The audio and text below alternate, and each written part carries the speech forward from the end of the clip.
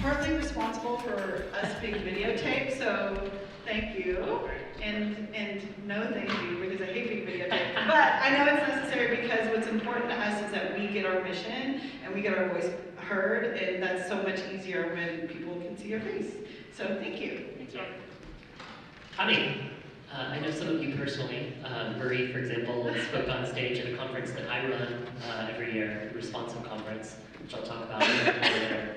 Just to start, I'm going to try and move really quickly. And Aaron, if you could just give me like an 8-minute warning, something like that.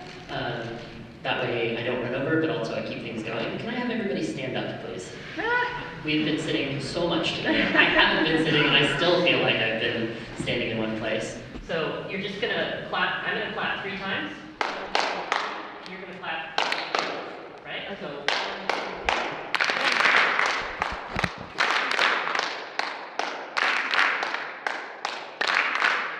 Great, thank you so much. So you can stay standing.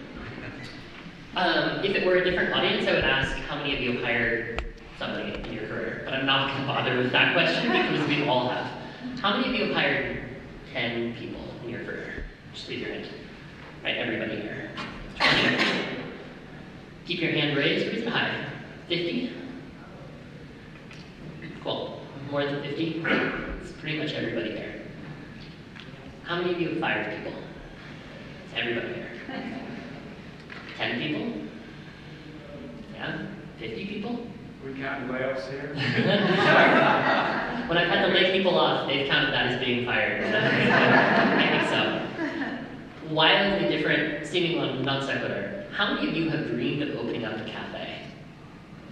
A community space, a space where you can bring your friends together, serve them coffee, and have great conversation. Raise your hand. Okay, yeah, cool. I did open up a cafe. It was a side project. I opened it up on 3 weeks' notice. I swear to God, from the idea to serving my first espresso was 3 weeks. I don't recommend doing that, but if you still want to learn more, I'm happy to answer questions after.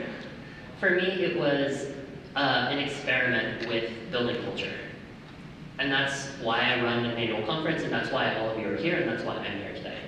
So we run Zander Media, and I just want to make a shout out to the folks who have been operating video all day. Let's give my team a round of applause.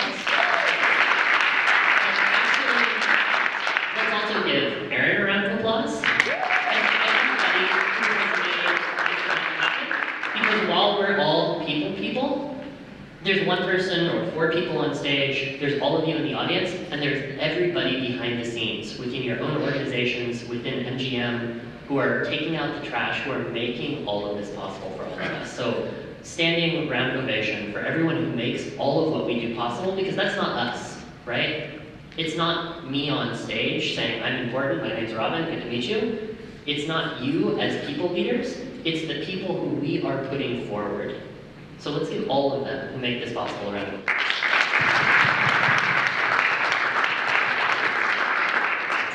One of the things that we did well at the cafe was telling a story about the cafe. And it's something that I've become really, really passionate about since.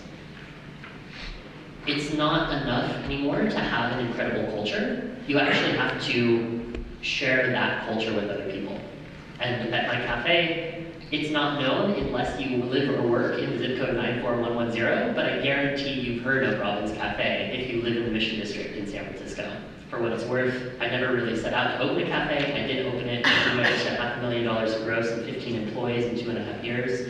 We sold it at about 4x last November. And I'm most of all pleased with 2 different things.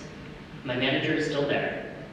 And several people came up after her and said, Robin, this is the very best job I've ever had. It's not about the exit. It's not about, for me, the coffee. I don't actually drink coffee. It's about building a community where people love to work. And that's what all of you are here to do today, right? That's why you're people. That's why you're part of PeopleTech. So something that Aaron and Robbie and I have been doing with the PeopleTech Network is taking this incredible community of folks and broadcasting the story. And so that's really my take home for you, is you have ideas to share.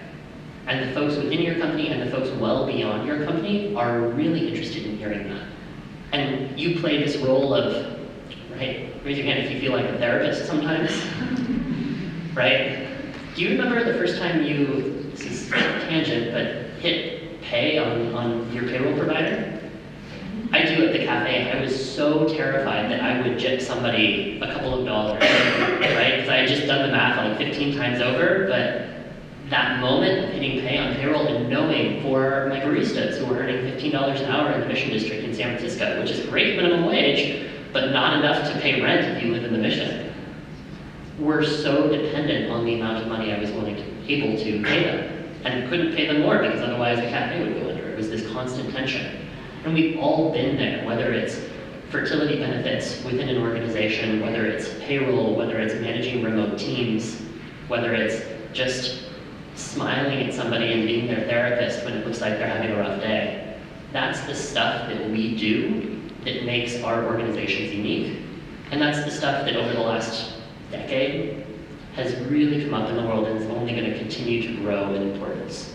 There's a reason now, as opposed to 5 years ago when I started curating the Responsive Conference and started curating around the future of work, we weren't having the conversation of head of people in the boardroom. That was not something that was really commonplace to talk about 5, not to mention 10 years ago. Not to mention in my father's generation, where like, you're the boss, or you report to the boss and you try not to get in trouble. Not this idea of servant leadership, of the reverse pyramid, where if I am the owner, or I am the CEO, or I am the co-founder, I report to my people so that they can serve our customers. But the thing that I want to leave you with is telling your story. It's never been easier to get your ideas out to your company, to your customers, to the broader world.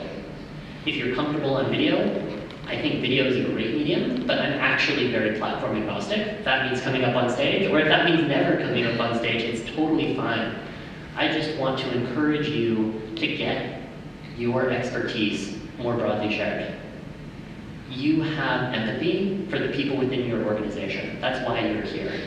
You have the desire to connect with them. You have the desire to be a therapist and a support and an asset and a mentor to the folks within your organization and folks well beyond that. And so to step fully into that role in due time, highlight for them just a little bit more, this is what that can be. Because it's one thing to experience it. We've all had great mentors, we've all had great teachers who gave us that affection, gave us that love. But to describe what it is that you do in a way that is native to you, again, video, written, audio, just coming up with a couple of ideas of, oh, here's one thing that I do. Every time I walk through the front door of my office, I walk in knowing I'm here to be in support of my people. It's something I developed as a habit 15 years ago. It's something I often shared with employees at the cafe because I never would walk into the cafe angry, and that was why. And so I would see someone walk in and I would be like, oh, I have a shortcut here, would you like to hear it?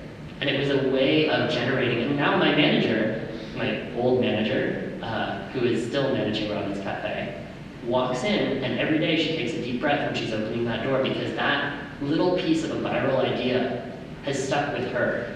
The mic drop moment for my cafe was not at all the sale. It came about a year before, probably about a year ago now actually.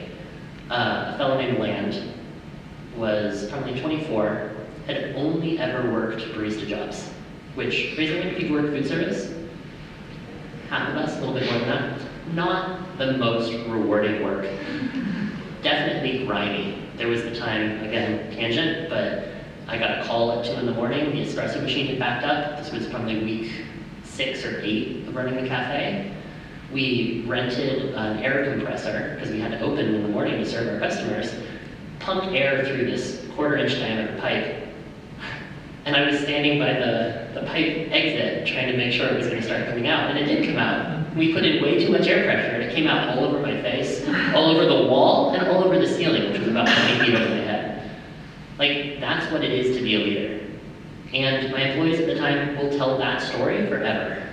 I only wish I had a video of that I could show to all of the people who then messaged me and said, oh, maybe someday I'd like to open a cafe. Because that's what it is to run a cafe, right? That's what it is to work in food service. That's what it is to lead people. It's not awe-inspiring. It's nitty-gritty. It's hard work. but it's work that really matters. The mic drop moment that I mentioned. I'd come in to check on closing. This was, what, 2 years? A year and a half into running the cafe. And Land was closing by himself because somebody had left early, I think they were ill. And he turned to me unbidden and he said, Robin, I really wanted you to know that this cafe is the very best job I've ever had. That was it. Like that was my mic drop moment. That was the reason that I set out to build, as a side project, a cafe food service in the Mission District. I had a day job, but I wanted to build a place where people love to work. And knowing some of you, looking forward to getting to know some of you more, we all have this desire to serve the people who we are responsible for, who work within our organization or who are part of our extended network. Whatever that take-home is for you, whether that's Esther walking through the door, whether it's the memory of Land saying this is the best job I've ever had, what are those pieces that you do uniquely well? And what is that platform that you can use? If that means pulling out your phone and recording a short video and texting it to somebody, if that means just messaging somebody and encouraging them to pass it on, if that means just there's a certain story that you always tell about that employee or that mentor who inspired you in a certain way, and encouraging your employees to share it. My message for you today is find your truths. Find this passion and the reason that you do the work you do, and share it with the people who matter most in your organization. So, thank you very much.